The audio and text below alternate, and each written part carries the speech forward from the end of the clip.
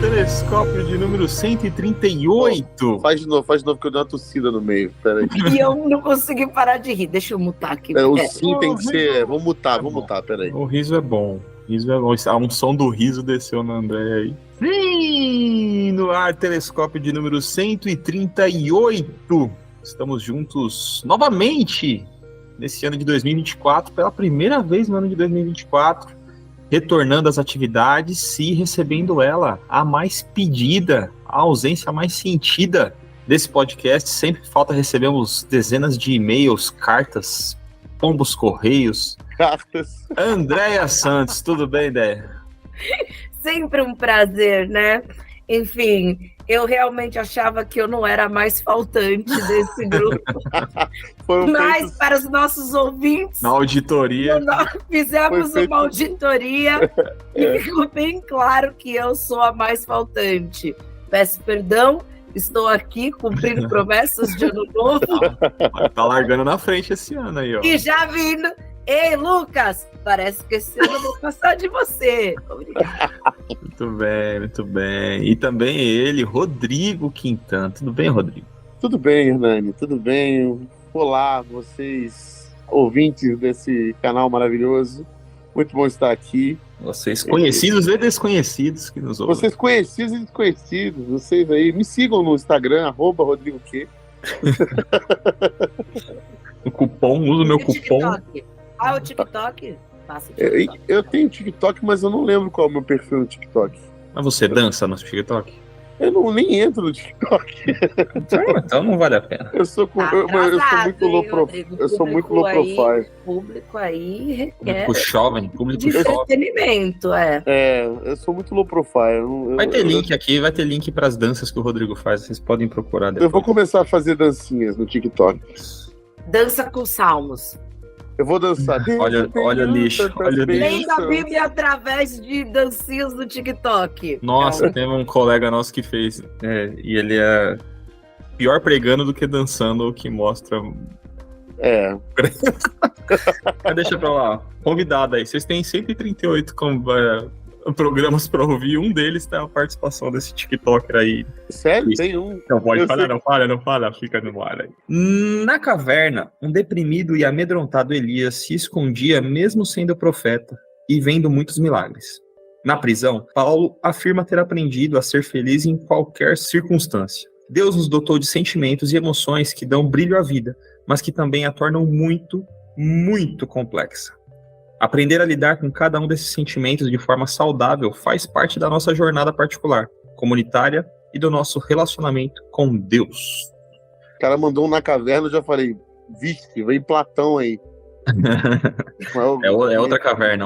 Meteu Elias e vamos nessa. Um pouco mais bíblico. Mas vamos conversar hoje sobre isso, sobre nossos sentimentos e emoções e como nosso relacionamento com Deus nos ajuda a lidar com essas emoções, né? Somos todos jovens adultos. Imagino que já passamos por fases variadas de intensa alegria, intensa sofrimento, né? Deixa claro também alguns no mesmo dia, dependendo da fase do mês, hormonal também, né? As meninas sofrem mais. Ai, que machistinho. Foi bravo, Hernani. Mas a nossa... Nossa, cara. Se arriscou na cultura do cancelamento agora. Não, mas vocês discordam que é mais intenso? Só se for aqui em casa. Não é o meu lugar de fala. Aqui na minha casa é mais intenso. Depende. Depende. Não vamos entrar nisso. A gente está aqui para falar das nossas emoções, independente, né, da sua orientação, do que você... Não tem nada a ver com orientação, seu gênero. Exato. É só assim, vamos falar das nossas emoções, né? Como que a gente lida com elas, como que a gente expressa, como a gente reconhece, que eu acho importante para viver em sociedade. Manda ver, então. Tá inspirada, manda ver. E sentir birra, hein? Climão. Não, manda ver. Climão. Temos climão. Vamos identificar essa emoção aqui. Vamos identificar essa emoção que tá no ar. Da onde veio? Hoje vai ser difícil. Vai ter que cortar muito. Não vai ser difícil, não. Vai ser bom. Vai ser muito bom. Não. Sem variações sem variações emocionais. Vai, ideia, manda ver. Vamos lá. Eu acho que a ideia de a gente trazer um pouquinho desse tema do que a gente tem conversado, o que surgiu para mim, né? Eu acho que vamos começar assim. Há algum tempo eu tenho observado muito as minhas emoções. Algum tempo, muito tempo, né? Façam terapia, por gentileza, isso ajuda a vida em comunidade. Ajuda a sua vida com você mesmo e a sua vida em comunidade. E conversando com algumas pessoas, né? Com várias pessoas, a gente entrou nesse assunto de o quanto nós não somos ensinados a lidar com as nossas emoções. A gente meio que vai aprendendo ou não vai aprendendo, e isso impacta muito em como a gente, no nosso comportamento, em como a gente se relaciona com as pessoas. E há 2 semanas estava eu muito crente na semana de oração, e o último dia da semana de oração foi oração através da escrita. E aquilo me acendeu muito o quanto a escrita nos ajuda a lidar com as nossas emoções e pensar um pouco, né, estruturar, lidar um pouco com a impulsividade, como que às vezes no momento que a gente está passando determinado tipo de situações, a gente não consegue estruturar as nossas emoções, as nossas ações, e aí ou a gente age por impulso ou não age, ou fica com medo, enfim. E acho que foi muito disso que a gente conversou, de trazer o tema, né? Então, como a gente lida, por que a gente não é ensinado, como isso impacta nas nossas emoções, e como, por exemplo, você adotar alguma rotina, né, além de terapia, mas coisas assim como escrever ajuda também a gente a trazer esse entendimento, a colocar para fora e trazer esse entendimento de como lidar com as nossas emoções, de como tomar decisões. Eu, no meu dia a dia, brincadeiras à parte, mas eu tenho às vezes eu sinto que eu tenho várias emoções durante o dia. Uma por causa do trabalho, ou acontece alguma coisa na vida pessoal, ou acontece alguma coisa com um amigo, enfim. Então a gente é desafiado de várias formas. E desde quando eu comecei a fazer terapia, isso também tem pautado nas minhas emoções no passado, o que aconteceu comigo no passado, e que quanto isso foi impactando nas minhas decisões, enfim, conforme eu fui crescendo, né? Isso, inclusive, eu e o Rodrigo, a gente conversou algum tempo, sei lá, mês passado, não lembro quando fui visitá-lo, que a gente estava falando disso, né? O quanto, por exemplo, a nossa relação familiar, aquilo que a gente passou, o quanto isso foi impactando nas nossas decisões, nas nossas decisões de relacionamento, quem a gente escolhe para estar com a gente, ou por que a gente tem medo, ou a gente é inseguro, sei lá, na busca de emprego, ou por que a gente é inseguro em determinadas situações, a gente tem mais coragem para umas coisas e outras. Então, acho que esse é o convite aqui, de a gente falar um pouco o quanto na nossa família, se é falado ou não, o quanto, por exemplo, os nossos pais também não terem sido ensinados, eles foram agindo conforme, e é isso aí. Falar sobre emoções é uma coisa da nossa geração, assim, né? Nem de todo mundo, mas foi algo que foi aberto. E eu acho que isso tem melhorado um pouco, algumas não, outras sim, mas tem melhorado um pouco da nossa qualidade de vida. E aí, quando a gente coloca isso perante Deus, quando a gente acredita em algo maior, vamos dizer assim, porque aí depende muito do que as pessoas acreditam, no nosso caso, que a gente acredita em Deus, eu acho que traz mais... Você tem algo no que se firmar, algo no que falar, olha, Deus, eu estou depositando aqui, porque hoje eu não estou conseguindo controlar as minhas emoções, né? Hoje eu não estou conseguindo entender as minhas emoções. Então foi muito nesse sentido. Você foi falando e foi surgindo algumas questões, e eu acho legal deixar também bem claro isso, que a gente está conversando aqui, mas nenhum de nós é profissional, por exemplo, psicólogo, né? Nenhum de nós, embora... Por exemplo, o Rodrigo tem algum tipo de experiência em aconselhamento, tenha treinamento. É diferente. É diferente. Então, nenhum de nós aqui é psicólogo, só para deixar isso bem claro. Então, a gente vai lidar com as nossas experiências pessoais. É mais testemunhos do que... Isso, do que dar... Enfim, né, do que uma dica técnica, né? E profissional. Então, como a Déia falou, e é importante sempre ressaltar, procure, né, profissionais caso você sinta essa necessidade ou essa carência aí. Mas... algumas das coisas, né, uma das coisas que enquanto a Déia falou foi surgindo assim na minha cabeça é que a Déia falou que a igreja não educa a gente para lidar com essas emoções, né? E aí eu acho que a gente tem diferentes jeitos que a igreja lida com os sentimentos e emoções, né? Às vezes tem uma questão do triunfalismo, assim, né, de você é cabeça não é cauda, você nasceu para vencer, e gera talvez na gente a tentação de uma negação do sofrimento, né, das coisas que são negativas. Então, se eu estou sofrendo, necessariamente consequência de algum pecado, ou é porque eu não tenho fé o suficiente, né? Ou porque, enfim, e não como todos os sentimentos como sendo parte da vida normal, né? De todo mundo ter os seus momentos de alegria, de tristeza, e que isso é saudável e natural, né? De que você vai passar por esses momentos como qualquer personagem bíblico passou.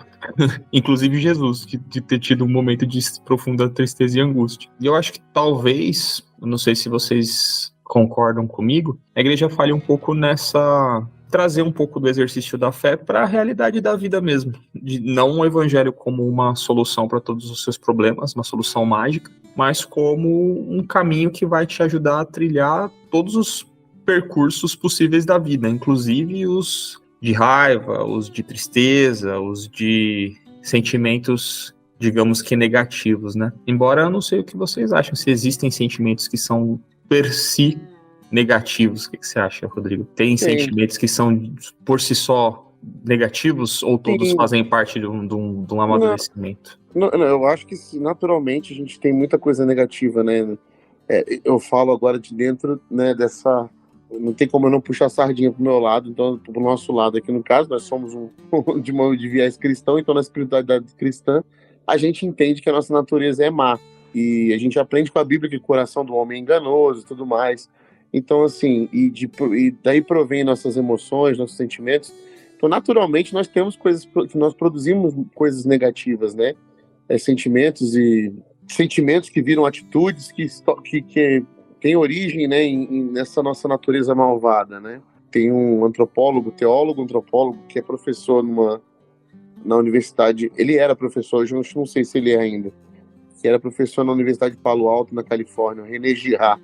O René Girard é um cara que fala sobre isso, que ele fala que toda violência na comunidade, ela tem origem nesse pecado chamado cobiça, né? Então ele fala assim, não só violência, guerra, essas violências extremas, né? O último estágio da violência, mas as violências pequenas, inclusive cotidianas, dentro de casa e tal, todas elas têm raiz na cobiça, né?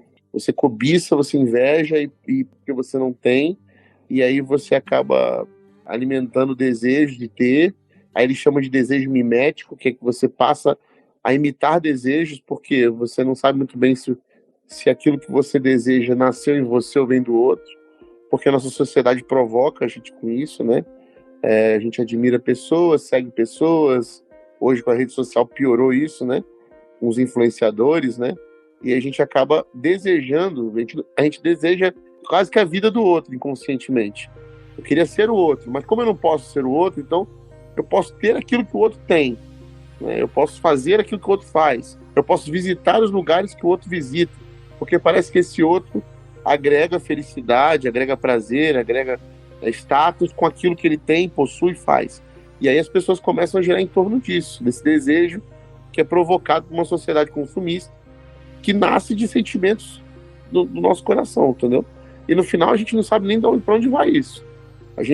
Isso é colocado dentro da gente. Então, por exemplo, a nossa sociedade, ela consegue manipular muito bem esses sentimentos negativos que vêm da gente. O sentimento de consumir, por exemplo, que é bem forte, ele acaba levando a gente para todo tipo de cobiça, todo tipo de vontade que vai levar a isso. Então, isso gera emoções frustradas ou emoções... O filósofo Schopenhauer fala isso, né? A sociedade vive um pêndulo entre a frustração e o tédio, né? Ou você é frustrado porque você nunca vai conseguir aquilo que todo mundo diz que é para conseguir, que a sociedade diz que você precisa, e você não consegue alcançar aquele patamar porque você não consegue mesmo, porque a desigualdade te impede disso, você não é privilegiado, então você não vai alcançar, então você é completamente frustrado. Ou você corre atrás do vento até conseguir alcançar, e quando você chega lá, você vê que aquilo ali realmente não te satisfez, aí você entra no tédio, né? Que é a situação de Salomão, por exemplo. Ele chega e teve tudo que podia ser, podia ter, e ele olha para aquilo tudo e fala, tudo é vaidade. Então, assim, a gente possui sim muitos sentimentos que nos levam a pensar e viver coisas que nos adoecem. E a gente está num século, inclusive, em que as principais patologias são emocionais. Então, porque a gente não conseguiu Não só no ambiente da igreja, eu acho que na sociedade como um todo.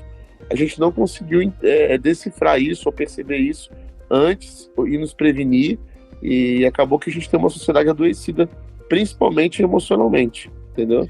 Mas aí será que continuar provocando nesse sentido? Que essas consequências negativas não são necessariamente o sentimento, são o que o sentimento gera.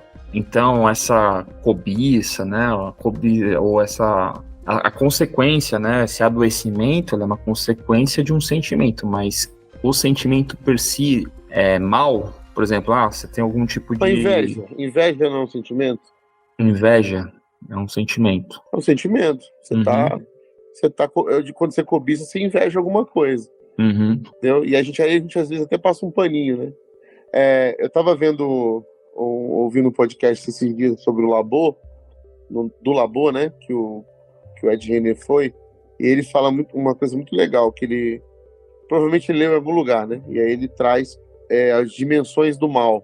E ele fala que o mal tem algumas dimensões. Ele tem o mal que é o mal como possibilidade, que é o mal do Gênesis lá no Éden, quando ele não aconteceu ainda, né? Ele está na árvore do bem e do mal. O mal como realidade, que é o mal como convivência, né? O mal ali a gente é um malvado, tá entranhado na gente, e a gente naturalmente é inclinado para o mal.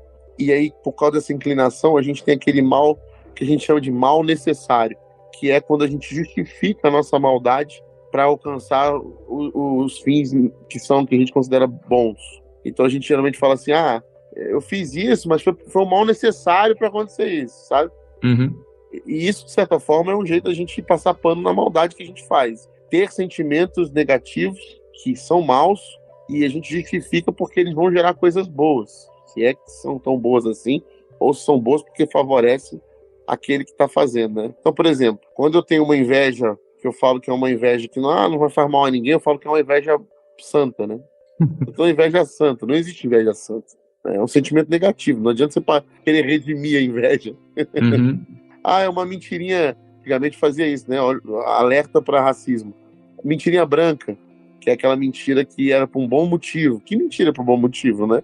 E a gente tem essas origens, né? Mas tem mentiras que são para bom motivo. Eu sou obrigado a discordar de você. Então fala aí exemplos, por favor. Eu já vi vários exemplos. Já ouvi, inclusive, numa pregação, um pastor falando que sempre que ele ia visitar o filho recém-nascido de alguém, ele nunca falava a verdade. Ele sempre falava, ele é lindo, né, filho? É lindo, é sempre lindo. Mas era feio.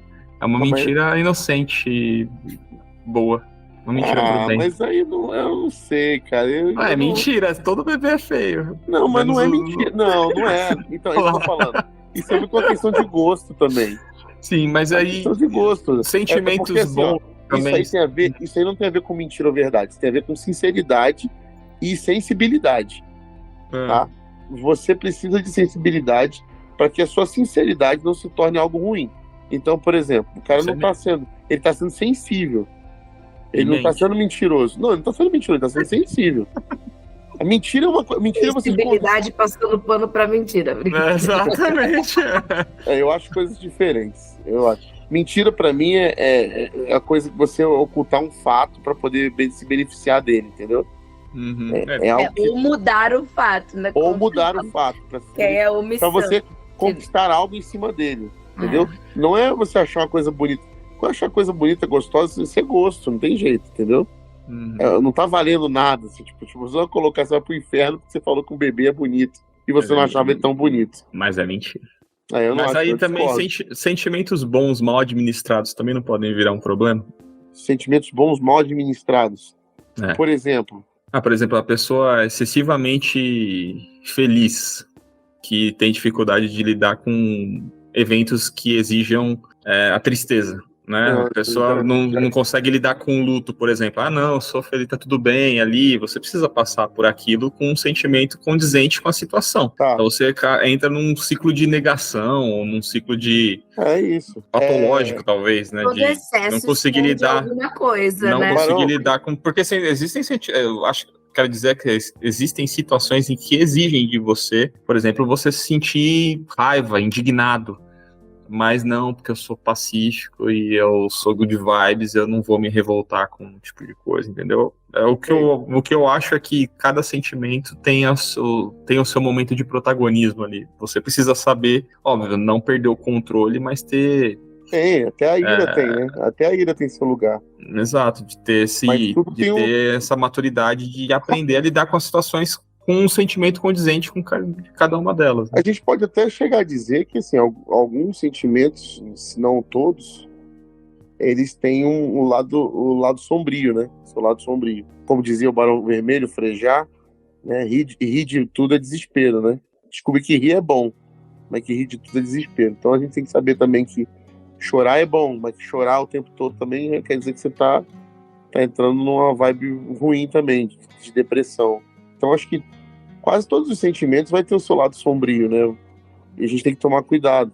Geralmente esses filmes de distopia apresentam uma distopia que são relativamente algo super lindo, mas que por trás daquilo tem algo meio desesperador, assim, meio tenso, né? Você vê, tinha uma série muito boa, eu não sei se ela continua ainda. Ai, cara, como é que é o nome dela? Tinha no Netflix, que a menina morre e ela vai pro céu. The Good Place. The Good Place. É muito bom The Good Place, que é justamente isso, né? Que na verdade depois ela descobre que... Spoiler alert. Enfim, não vou falar. Quem não quiser, fecha o ouvido. Não vou falar. Pula pro minuto 35. Não vou falar. Não pula pro minuto 35. Essa é muito boa. Mas não vou falar, não. Mas então, The Good Place é mais ou menos isso, né?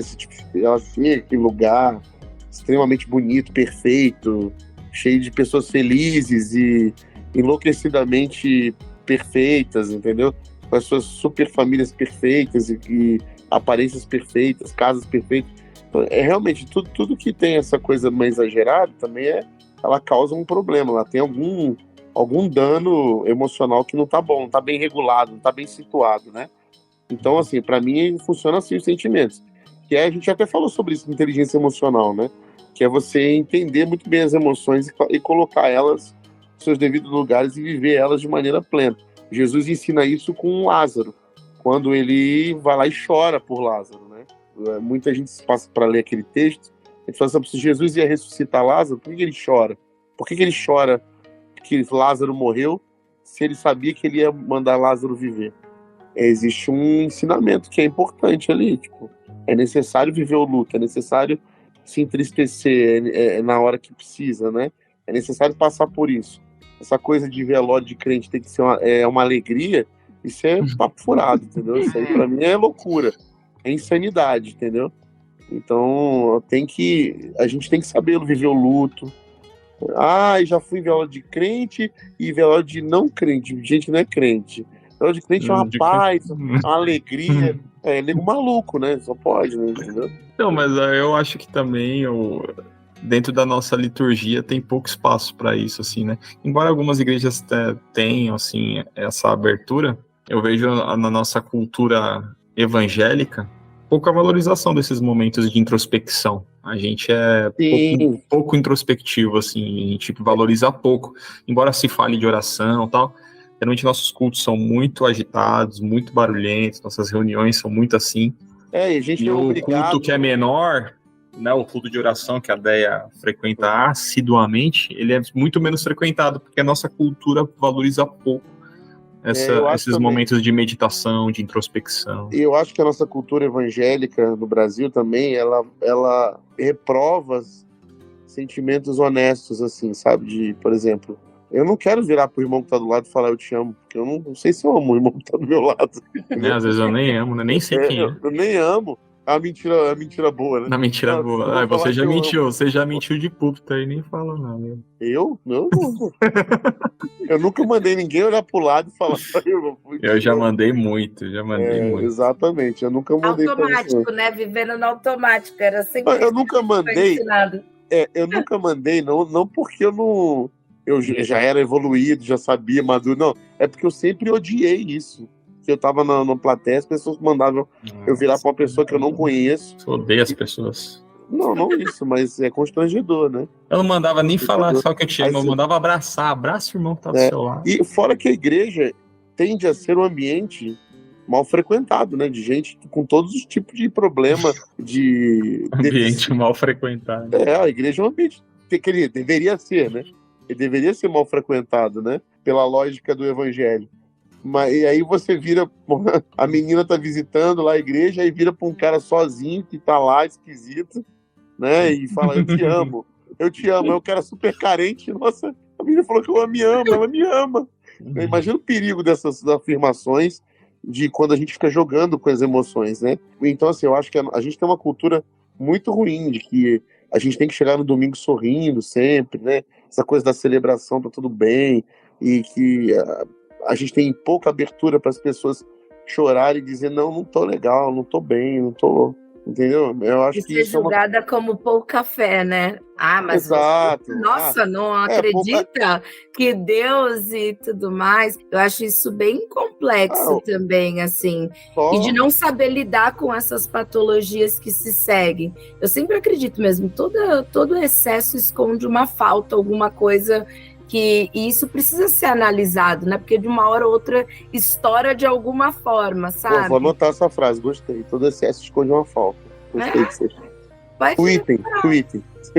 Isso aí é óbvio que eu copiei de alguém, né? Não bota aí. Twitter, bota aí no Twitter. Mas uma vez me falaram isso, eu acho que todo excesso esconde uma falta. E a gente não ser uma coisa que é muito isso, por exemplo... Você ficar em silêncio, você dá tempo, e também na cultura que a gente vive, que tudo é muito rápido, tudo muito automático, você parece que é assim, você tá perdendo tempo se você sentar e parar um pouco e meditar ou ficar em silêncio e falar, putz, eu tô meio desequilibrado aqui, eu preciso dar uma parada, sabe? É como se, meu Deus, sabe? Você não pode fazer isso. E a gente vive nessa cultura de perfeccionismo, né? Você tá tudo perfeito, tá tudo incrível, você é otimista, você é não sei o quê. Hoje, e é horrível isso. Hoje eu não sei, posso estar enganado, mas hoje eu acho que isso diminuiu, pelo menos no meio das igrejas protestantes evangélicas mais históricas. Mas por muito tempo se olhou para a depressão como algo ruim, né? Como algo com falta de fé, com falta de esperança, né? Não, eu digo mais. Muito recentemente, em uma conversa com um pastor, ele falou que psicologia e teologia são opostos diametralmente opostos. Que é impossível alguém acreditar ou seguir ou fazer terapia, né? Ou ser psicólogo e ser pastor, por exemplo. Ele falou que é impossível, porque são coisas que água e óleo. Aí você percebe a consequência de não tô falando sério de uma pessoa que eu amo, falou isso. Uma pessoa que eu amo muito mesmo. Mas falou isso. Todo amor a gente vai discordar. Sim, eu faço terapia e sou pastor, pô. Exato, mas falou que são coisas como é que pode, né? E isso é uma coisa que eu já ouvi de mais de uma pessoa, assim. Aliás, de psicólogo porque você não ora, ou porque você não tem fé. Isso aí é uma cultura bem comum, viu? Aliás, inclusive, eu fui na minha universidade, eu fui aconselhado e motivado a, como pastor, fazer terapia sempre. Não, acho que pessoas nessa posição que lidam com o tipo de coisa que o exercício pastoral faz, eu acho que devia ser até obrigatório. Exato, não, é insalubre, né, cara? Então, é um bagulho insalubre. Então, assim, eu mexe com muitas coisas, né? Você tá ali atendendo as pessoas, aí algumas coisas devem ressoar, aí você lembra de coisas que você passa, sabe? É uma coisa, você fica ali e tem uma hora até de você lidar, putz, eu não sei como ajudar essa pessoa, eu não sei. É uma mistura de emoções, né? Que são suas, que estão do outro. Eu entendo que estabilizar isso. E eu entendo que me fez muito bem, me faz muito bem hoje fazer isso. Então, assim, eu não me vejo mais sem, porque é uma coisa que me ajuda, entendeu? Me dá um norte, organiza minhas ideias, aquela coisa de você, isso que a gente estava falando um pouquinho antes aí, né, que o Hernani puxou, de você colocar os sentimentos no lugar deles, entendeu? Porque é isso, a gente é uma bagunça emocional, né? E o que a nossa vida, a nossa jornada, ela se atrapalha, a gente se atrapalha com os sentimentos, né? Raramente as pessoas têm essa capacidade de organizar os seus sentimentos por si só. Tem pessoas muito equilibradas naturalmente, né? Mas é difícil. É muito difícil. Mas é por isso, eu acho que conforme não só na igreja, mas olha como foi a nossa trajetória. A gente sempre é orientado a você precisa estudar, é tipo técnico, né? Você precisa ser muito bom nisso, você precisa ser muito bom aquilo. Mas as pessoas não levam isso. Olha, você precisa saber, por exemplo, lidar com determinadas situações. Você precisa ser uma pessoa que... Você precisa saber que na vida você vai ser frustrado de diversas formas, que você vai ter que aprender a lidar com pessoas assim, você vai ter que ter conversas difíceis. Olha o quanto os relacionamentos, e em todos os níveis, né? Não estou falando só de um tipo de relacionamento, em todas as esferas das nossas vidas são afetados, porque, sei lá, a gente não consegue se organizar, entender o que determinada situação causa na gente e expor isso para outra pessoa, né? É sempre um jogo de ataque e defesa, assim, né? A gente não consegue ter algo saudável, assim. O efeito... não é desenvolvido para isso. O efeito rebote disso tudo que a gente está falando nas igrejas é as igrejas começarem a botar uma teologia coach no negócio, entendeu? É você puxar aquela galera que entende pouco de evangelho, mas sabe falar sobre autoajuda como ninguém, e botá-las no púlpito, né? O que para mim se você não está fazendo uma conferência para falar sobre inteligência emocional e chamando convidados especiais, você ensinar a Bíblia a partir de autoajuda é o maior engano que... Só que o que acontece? Isso lota auditórios, né? Porque o cara, ele sabe, ele pega um cara com uma boa retórica, sabe falar sobre as emoções, sabe falar bem, você vai ter um monte de gente adoecida emocionalmente, carente disso, com uma pessoa que sabe tocar nos assuntos de uma maneira que o pastor que está lá pregando só sobre as abstrações da espiritualidade não sabe. Então você vai pegar lá o pastorzão que tá lá pregando só o pós-morte, e aí de repente vem uma igreja do lado pentecostal que chama o coach lá, vou citar nomes porque é antiético, né? Mas o cara falar que, pô, você precisa erguer sua cabeça porque as suas lágrimas já foram enxugadas, você não precisa mais, a alegria vai trazer para você um novo código, né? Você vai desbloquear isso na sua vida. Eu vou te dar 7 chaves para você desbloquear esse tipo de coisa na sua vida. 5 passos para uma verdade que vai mudar a sua história, entendeu? Aí pronto, entendeu? Aí a pessoa vai falar, vou anotar e já era, receita do sucesso. E aí, cara, o que acontece? Essas coisas, esses ilusionismos aí em Egito, vai falar que, mano, você precisa organizar a sua vida espiritual, como se a espiritualidade cristã permitisse que Deus fosse um item na sua agenda, né? E aí acho que é um problema de métrica também, né? A gente encaixou o que é sucesso dentro da nossa perspectiva de sucesso, quando na verdade o que é sucesso para Deus está em outra dimensão, em outra perspectiva, assim, né? O que a gente quer de sucesso, as pessoas enquadraram Deus ali para dar uma roupagem religiosa, quando na verdade não tem nada a ver com sucesso. Mas a gente está falando bastante da igreja, mas acho que um viés importante do papo é como o nosso relacionamento com Deus, né, não do lado negativo do que a igreja deseduca, mas do como o nosso relacionamento com Deus ajuda a gente a lidar com esses sentimentos, né? Ou nos dá suporte, nos apoia dentro dessa miscelânea de sentimentos negativos ou positivos, de como esse relacionamento com Deus é importante, né, como suporte para que a gente aprenda a viver. Como é que vocês enxergam? A Déia pode falar um pouquinho agora da experiência aí da semana, de como isso impactou aí nas suas reflexões sobre as emoções. Oi, meu nome é André e já estou há 2 semanas orando. orando escritos. Brincadeiras à parte. Pelo menos assim, né? A minha caminhada cristã já teve várias fases, assim. Eu já passei por todos os tipos de estereótipos, não estereótipos e essas coisas. Mas os últimos anos, eu acho que para mim foi ficando cada vez mais claro que a minha conexão e meu contato com Deus, né, não é algo que segue os 5 passos para o sucesso, se você acordar, orar, sabe? Nada disso. Eu acho que é algo muito de sentir mesmo. Mas, tirando um pouquinho disso, eu acho que você ter essa conexão, seja lá como você quiser. E aí, o que trouxe para mim da semana de oração é que, por exemplo, voltando um pouquinho do que eu disse, eu sempre fui uma pessoa que gostei muito de escrever.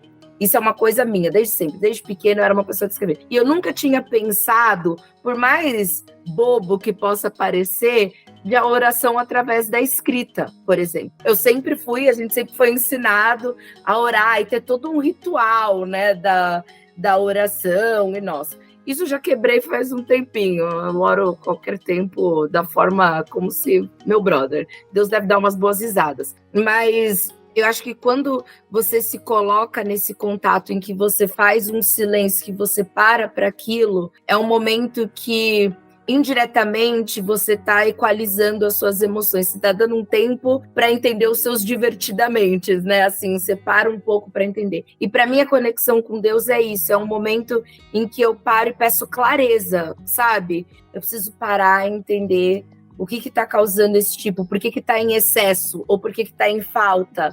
E pelo menos a minha experiência tem sido essa, de ser um momento em que eu paro para ficar mais introspectiva, e a oração para mim tem sido muito essa ferramenta. Então é mais essa ferramenta de meditação, né? Então o meu relacionamento com Deus, tirando todas as outras coisas, mas nesse sentido de entender as emoções, é de me acalmar, né? Então é o momento que eu paro e falo: Deus, eu preciso um pouco de clareza. E eu tenho feito isso diariamente mesmo, de clareza, de entender, de ajude nos meus sentimentos, ajude no meu dia. Porque no dia a dia você tá ali para tantas coisas, sabe? E eu acho que a gente não dá o devido valor, sabe? De começar o dia falando: Deus, eu preciso. Hoje eu não sei o que vai acontecer, mas me dá discernimento, me dá clareza. A gente sempre foi orientado a fazer a oração muito parecida, né? Deus, me dá discernimento, domínio próprio. Aquela, né? Você fala o versículo decorado sem entender o que de fato isso significa. E isso tem me ajudado bastante. E aí a inovação disso tudo foi a oração através da escrita, que me ajuda muito a entender os meus sentimentos e, de certa forma, não deixa de ser uma oração para Deus de tentar ali colocar no papel ou algum pedido, ou entender aquilo que eu estou passando. Mas eu vejo muito relacionamento com isso, muito de clareza, assim. Às vezes a gente esquece que Deus, ele nos guia no sentido de mentor também, né? De nos ajudar a entender pelo que a gente está passando, né? Às vezes a gente quer tanto respostas prontas que a gente quer tudo, me dá a resposta que eu tenho que seguir, me dá rápido. E às vezes a gente esquece a importância de a gente se silenciar e a gente se entender, a gente pedir para Deus esse tipo de direcionamento, sabe? A gente esquece a coisa, não sei se a palavra é essa, tá? Mas a coisa mística, assim, misteriosa da oração, que é, sabe, esse critério subjetivo e de apoio que Deus tem pra gente. Eu acho que o exercício da oração também coloca a gente, nos reorganiza dentro daquilo que é plano, né? Do plano de Deus pra gente e do caminho que a gente entende que Deus tem para nós. Então, parar e orar talvez seja um exercício que, com o tempo, se torna mais confortável, mas que às vezes exige da gente um esforço para a gente conseguir aprender que nem tudo pode ser feito no automático, né? Ou nem tudo precisa ser feito do jeito que a gente quer. Aprender a orar também, parar de orar pedindo coisa, né? Tipo, Deus, a sua lista de desejos ali para ele conceder aquilo que você acha que é bom, mesmo que aquilo seja fruto da cobiça, ou seja fruto da inveja, ou seja fruto do consumismo, ou seja fruto de um desejo desnecessário, né? Quando, na verdade, a gente deveria orar muito mais pedindo essa paz, né? De aprender a lidar com as nossas frustrações, sabendo que a gente vai ter frustrações, ou com as nossas ansiedades, sabendo que a gente vai ter ansiedade, ou com a nossa raiva, ou com a nossa tristeza, ou com a nossa alegria, né? Tem esse sentimento também do medo de perder aquele momento alegre que você está vivendo, e aí você começa a entrar nesses parafusos aí. Talvez a oração seja essa importante ferramenta de nos recolocar no eixo do relacionamento com Deus e com o próximo através da métrica de Deus, né? E esse impacto é grande. Se a gente entender também por causa desse elemento místico que você falou, né? Porque senão a oração seria só, o relacionamento com Deus é só mais uma dessas ferramentas de autoajuda aí para ter sucesso, mas não, a gente entende que Deus é uma pessoa, uma personalidade e que nos dá suporte para isso, né? Mas eu fiquei pensando também na imagem que a gente tem de Deus, né? Ou do que a gente constrói de Deus. Porque, não sei como o Rodrigo pode talvez me orientar ou consertar o que eu vou dizer, mas às vezes a gente tem a ideia de um Deus muito veterotestamentário, muito duro em algumas situações, né? E pouca visão do Deus mais acolhedor da pessoa de Jesus, né? Que sendo a mesma pessoa... Às vezes a gente tem a ideia de um Deus que é muito de vitória, de justiça, né? A gente sempre fica Jó lá, triste, e Deus falando, mas onde é que você estava quando eu estava fazendo as estrelas? Tipo, um Deus meio rude, duro, né? Insensível. Né? Insensível. E aí você citou de Jesus chorando com Marta e Maria, a morte de Lázaro, ou de Jesus angustiado no Getsêmani, ou de Jesus com raiva, quebrando a barraca da galera, ou de Jesus na transfiguração, né? Feliz, ou comendo com os discípulos feliz. Um Deus... que se fez humano em todos os sentidos, né? Não só em carne, mas também na expressão desses sentimentos. Não é um pouco influência disso também? Da gente ter um pouco de medo de ser sincero com Deus, porque ele vai dar uma invertida na gente igual ele fez com Jó? Primeiro eu diria assim que, na verdade, a imagem que deve ficar pra gente de Deus é a imagem que ele quis que ficasse, que é quando ele é conosco, né? Então, o Deus que se revela a nós, que é Jesus, quem vê o Pai vê a mim, quem vê a mim vê o Pai, eu e o Pai somos um. Então Jesus fala o tempo todo assim, eu sou Deus, eu tô aqui, se você quiser saber como é Deus, olha pra mim, eu sou Deus, entendeu? Eu acho que a gente tem que começar por aí a nossa ideia de relacionamento com Deus, porque quando Deus quis restaurar a nossa relação, ele veio como Jesus pra cá. Então ele tá dizendo assim, pra se relacionar comigo é por aqui, sou eu aqui, Jesus. Então eu acho que eu iria por aí. Óbvio que a gente tem essa referência do Velho Testamento, mas ela deve ser uma referência histórica de um Deus que se relaciona com a humanidade desde sempre. Mas é muito mais um relato histórico do que a forma como nós devemos nos relacionar com Deus. Eu acho que o modus operandi de relação com Deus é explícito e claro em Jesus. Né? O Velho Testamento é a história de Deus com o povo, e a gente entende isso, mas ela é uma história de um povo com Deus que é distante, não tão perto quanto a do Novo Testamento. Quando Cristo está aqui, quando Deus é conosco, Emmanuel, né? Deus conosco. Deus no Velho Testamento é a história da relação do homem com Deus. Ele não é a nossa forma de nos relacionarmos com ele. Apesar de vermos traços sim no Velho Testamento desse Deus que se revela em Cristo, né? Tudo aponta para Jesus. Quando a gente vê Jesus, o Deus que vem, a gente entende como é que funciona essa relação. E aí ele ensina a gente a orar, ele fala como deve ser a nossa oração, ele fala como a gente deve se comportar diante desse Deus que é Pai. Jesus vai ensinar, inclusive, a gente a chamar Deus de Pai. No Velho Testamento você não tem essa relação de filho e pai. Jesus vai consolidar essa relação. Jesus vai chamar Deus de Abba, que é essa intimidade de pai e filho. Jesus vai apresentar Deus como um Deus que se preocupa, um Deus que olha pra gente, um Deus que quer nos ouvir, um Deus que se importa com a gente, um Deus que chora o que a gente chora, com as nossas dores. E ele vai dizer pra gente, olha, o meu jugo é suave, o meu fardo é leve. Ele tá preocupado que, assim, todas as vezes que vocês estiverem sobrecarregados, porque o mundo é mau e ele vai trazer a sua sobrecarga para vocês, vocês precisam lembrar disso. Eu sou um Deus que tem um jugo suave, o fardo é leve. Você precisa depositar tuas ansiedades, teus desesperos, nessa esperança que eu te dou.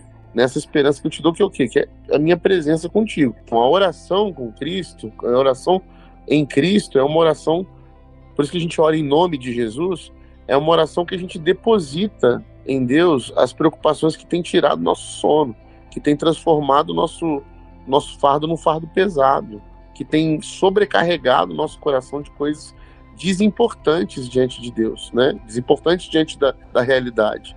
Então Deus vai falar assim, ó, você tá... E hoje, mais do que nunca, né, a gente já falou aqui em outros episódios, a gente se sobrecarrega de muita informação desnecessária, né? A gente tem acesso a muita coisa, a gente vê muita coisa, a gente ouve muita coisa, a gente tem acesso a muita coisa, isso faz com que a gente fique mais sobrecarregado. O fardo não vai ficar leve nunca, porque a gente está sempre botando cargas a mais e a gente não está buscando pouco. Quando a gente aprende as disciplinas espirituais, elas servem para a gente ir abandonando, tirando o excesso, né? Lapidando aquilo que é esculpir, aquilo que deve ser uma obra de arte. É você tirar o excesso, né? Você ir retirando aquilo que não importa para ficar aquilo que importa. E quando fica aquilo que importa, eu consigo organizar a casa. Eu adoro aquela cena do Todo-Poderoso, que quando Deus chama o Jim Carrey para o Morgan Freeman, né? Chama o Jim Carrey, que é o Todo-Poderoso lá ocupando o lugar de Deus, para arrumar a casa, ele manda ele pegar uma vassoura e limpar o chão com ele, né? É tipo, vamos arrumar a casa aqui, vamos arrumar as coisas, vamos botar as coisas nos seus lugares, vamos fazer uma faxina, vamos tirar os excessos, vamos arrumar a bagunça. E esse Deus amoroso que convida a gente para uma caminhada em que o fardo é leve, porque a gente está sobrecarregado, é justamente o Deus que sabe que a gente ia viver ansiedades, emoções a mais do que a gente deveria viver. Então, quando ele fala, vinde a mim vocês que estão cansados. Olha essa fala de Jesus, é muito legal. Sobrecarregados, né? Estão carregando carga a mais do que deveria. Nosso problema emocional hoje é esse, é basicamente esse. Estamos carregando coisa que não deveríamos carregar. Estamos cansados por causa disso, muito cansados. E aí nossa mente adoece. E aí Jesus está dizendo, eu vos aliviarei, sou eu que vou limpar isso. Então a gente não gasta tempo na oração ouvindo Deus, né? Aquela máxima da Madre Teresa, né? A gente quer ir para o quarto e falar, né? A gente quer fechar os olhos e falar, né? A gente não gasta tempo em silêncio, né? Deixando que as coisas vão tomando seu lugar, que as coisas vão ocupando... Porque a gente tem hora, a gente tem agenda, a gente tem coisa para fazer. Então, o convite de Jesus constante para mim, para você, vem até mim, chega até mim aqui, ó, eu tô te esperando. Fecha a porta do teu quarto, sabe? Vem no silêncio, no secreto. Eu vou aliviar vocês, eu vou cuidar disso, entendeu? E isso é muito mais prático. Parece uma abstração, sabe, Hernani? Mas ele é prático de um jeito que a gente não tá... que é um desafio pra gente. Parar no dia e aliviar as cargas. Dar descarga, né, emocional, né? Pra ver se, o que eu tô carregando aqui que não é pra estar aqui. E a gente não faz isso e a nossa mente vai ficando cheia, nosso coração vai ficando cheio, a gente toma decisões erradas, parte para fazer coisas com o coração pesado, sobrecarregado, faz escolhas erradas. Por quê? Porque a gente não para nos aliviar em Cristo, para deixar que Ele coloque as coisas nos seus devidos lugares, né? Eu acho que é por isso que volta e meia a gente percebe Jesus se retirando para falar com Deus. Volta e meia você vai ver Jesus nos evangelhos saindo e vai falar com Deus. Se ele tinha essa necessidade. Exato. O que eu gosto muito de olhar para Jesus é nisso, assim, também. Eu acho que o Lewis escreve isso no Cristianismo Puro e Simples, né? Que Deus, por sua natureza, Deus não pode tudo, no sentido de que, por exemplo, Deus não pode, ele não sabe o que é necessidade, por exemplo. Por sua natureza, Deus não sabe o que é fome, Deus não sabe o que é frio, Deus não sabe o que é cansaço. Mas quando ele se torna homem, né, em Jesus, Deus tem contato com essas coisas que por natureza dele ele não poderia conhecer, né, e que são coisas humanas. Sim. Necessidades, tristeza, raiva, medo. E quando a gente ora em nome de Jesus e ora para o Deus Pai de Jesus, a gente ora para um Deus que, por experiência, conhece, né? Não porque ele criou esses sofrimentos, mas porque ele sofreu viveu as mesmas coisas que a gente. Exato, se esvaziou para viver isso, né, cara? Isso, e muda absolutamente a perspectiva do como você está orando. Porque se a gente ora para um Deus que provê tudo, a gente está se esquecendo de um Deus que entende tudo, né? Inclusive essas necessidades aí, que ele não vai... Deus não é um supermercado, né? Um caixa eletrônico, não é um resolvedor de problema, mas ele é alguém que você pode contar 100% porque ele sabe exatamente o que você está passando. E isso, ele é uma companhia. Não sei se é a única experiência divina que fala disso, mas é a única que eu conheço desse Deus vulnerável, né? E o Hernani, isso é muito precioso isso que você trouxe, porque é isso. Ele não é um resolvedor de problemas, ele não é um gênio da lâmpada em que a gente vai pedir. Aliás, Tiago, capítulo 4, vai dizer muito sobre isso, né? Leiam Tiago, capítulo 4, né? Recomendo. Ele fala justamente sobre ou como a gente deixa nossos desejos e paixões ocuparem lugares no nosso coração, a ponto da gente, quando pedir para Deus, pede mal, e não recebe porque pede mal, porque a gente está pedindo sobre nós, sempre através de uma consciência que é precária, necessitada, e não de uma consciência satisfeita em Cristo. E aí, quando eu olho para Jesus como esse que é um companheiro, e não como um resolvedor de problemas, e não como um gênio da lâmpada, e não como um amuleto, e não como um ídolo, quando eu ando para Jesus como companheiro, ou seja, um Deus que escolheu andar conosco, um Deus que escolheu viver do nosso lado no vale da sombra da morte, um Deus que escolheu viver nossas dores, nossos dilemas, nossas questões mais profundas, um Deus que decidiu, escolheu passar por tudo que eu passo, e muito mais, para estar comigo. Eu entendo que eu estou falando de algo que é muito mais importante. Eu sempre falo isso. Na hora da alegria e na hora da dor mais profunda, não importa o que a gente está conquistando. E o mais importante é quem está com a gente. Porque se você tem a alegria mais alegre do mundo e não tem com quem compartilhar, você é uma pessoa triste. E se você vive a tristeza mais profunda e não tem com quem dividir o fardo, você é uma pessoa desesperada. Então, a maior importância para a nossa vida é a companhia, é quem está com a gente. E Jesus, Deus, como nos ama tanto, ele falou, é sobre isso. Então eu vou ocupar esse lugar, eu vou estar com vocês até que os séculos se acabem, se consumem. Eu vou andar com vocês, eu vou estar no vale da sombra da morte, eu vou estar no alto da montanha, eu vou estar com vocês por onde vocês passarem. E isso faz com que a gente lide melhor com todo esse fardo, essa sobrecarga. Porque volta e meia Jesus vai olhar pra gente e falar assim, ô Rodrigo, você tá carregando mochila que não precisa aí, mano.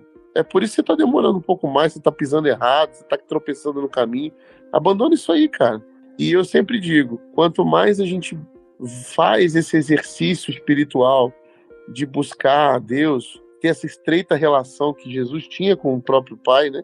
A gente consegue ouvir Jesus dizendo pra gente o que é de fato exatamente que tá sobrecarregando a gente. E aí nos dá essa palavrinha discernimento pra gente perceber o que tá fazendo mal para nossas emoções. E ele vai usar a terapia, entendeu? Ele vai usar amigos espirituais, ele vai usar o teu pastor, ele vai usar teu líder, ele vai usar pessoas que te amam para te mostrar e ser o Cristo na sua vida e dizer, meu irmão, preste atenção, eu tô aqui contigo, tô dizendo para você, isso aí tá te fazendo mal. E isso pode ser uma coisa, pode ser uma pessoa, uma relação, um trabalho, pode ser um estilo de vida que você tá vivendo, eu não sei o que é, mas a gente precisa dessa estreita relação com Deus, com o Pai, para entender que o Filho está apontando para a gente aquilo que está sobrecarregando, aquilo que está pesando, aquilo que está deixando a gente cansado na caminhada, para Ele nos aliviar. Falou bonito, hein?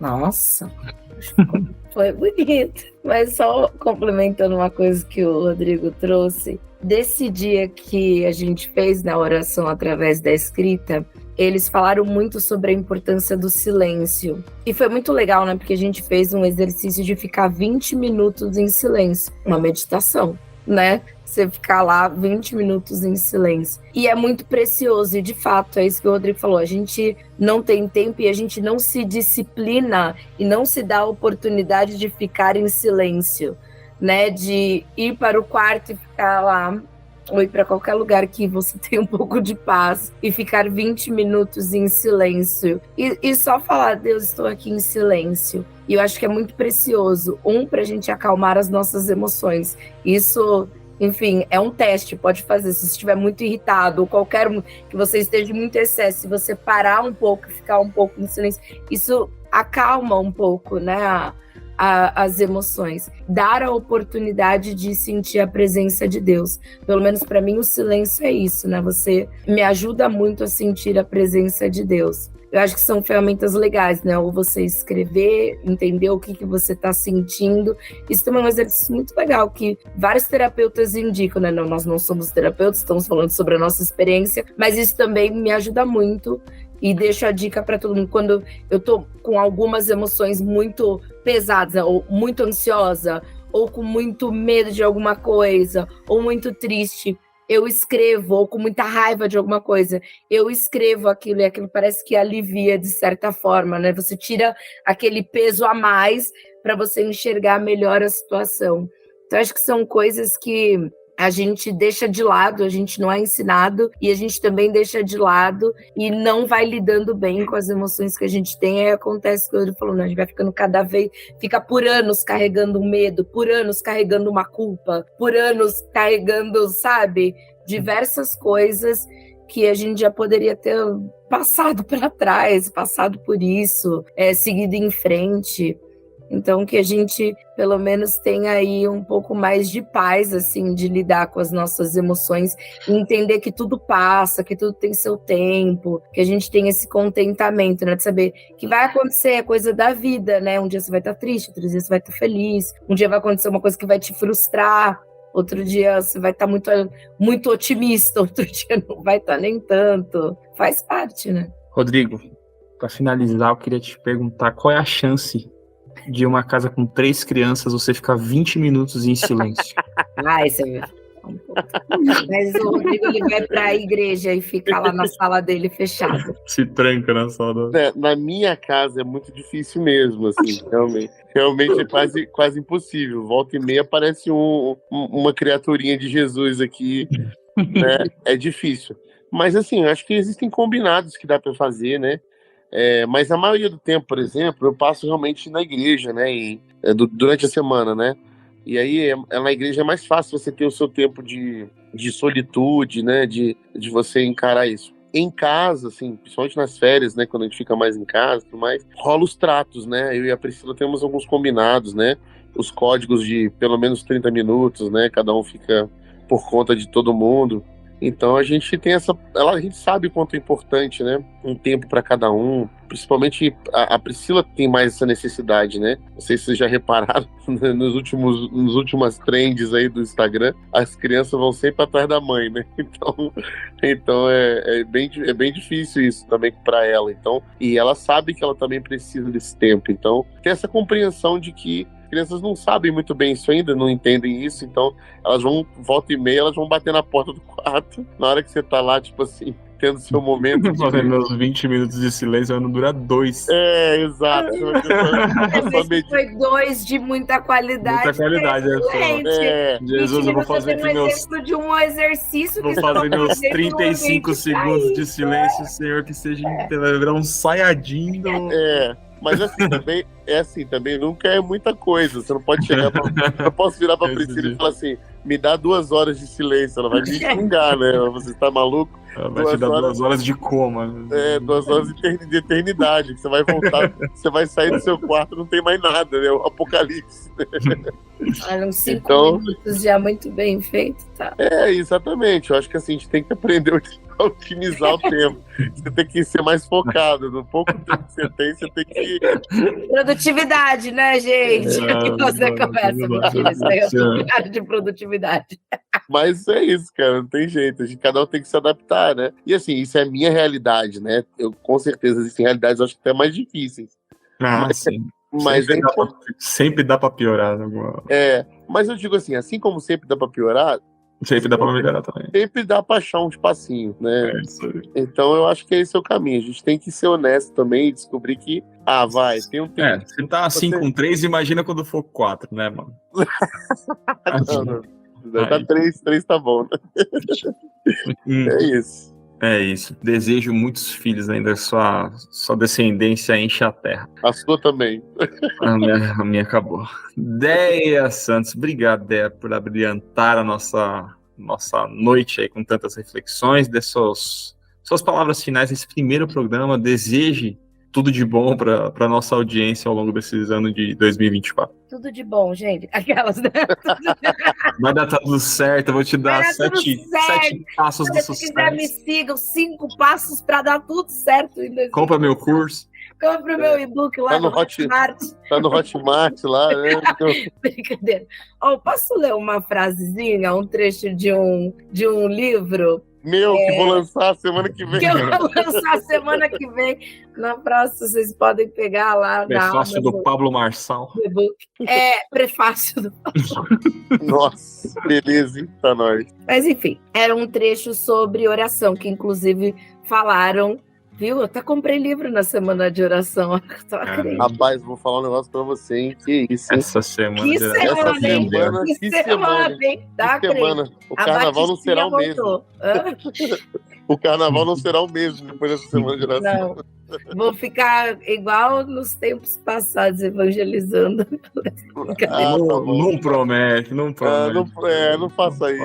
Todo mundo. Mentira do bem. Pode. Nossa, olha aí, tá vendo, Hernani? Olha aí. Deixa eu vamos ler pra terminar.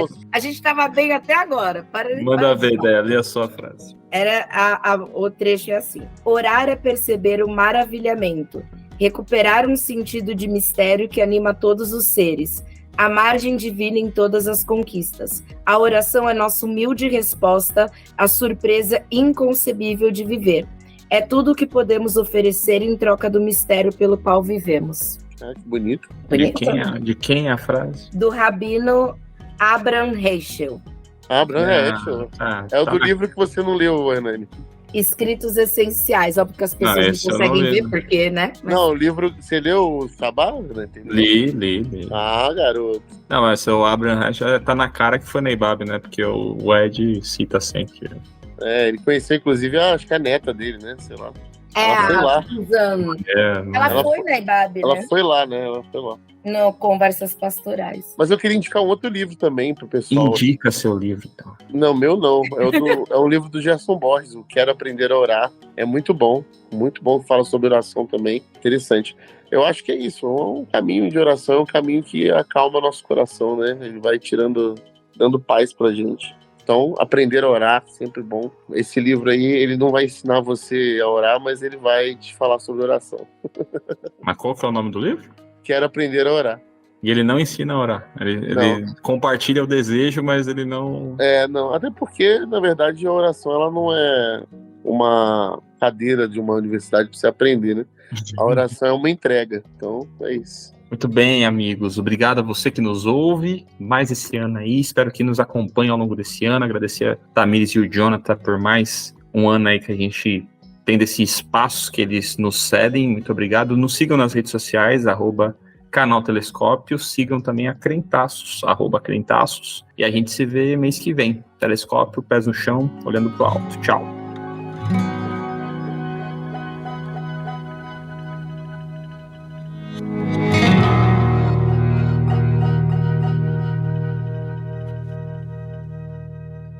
Mamãe! É Deus, mamãe!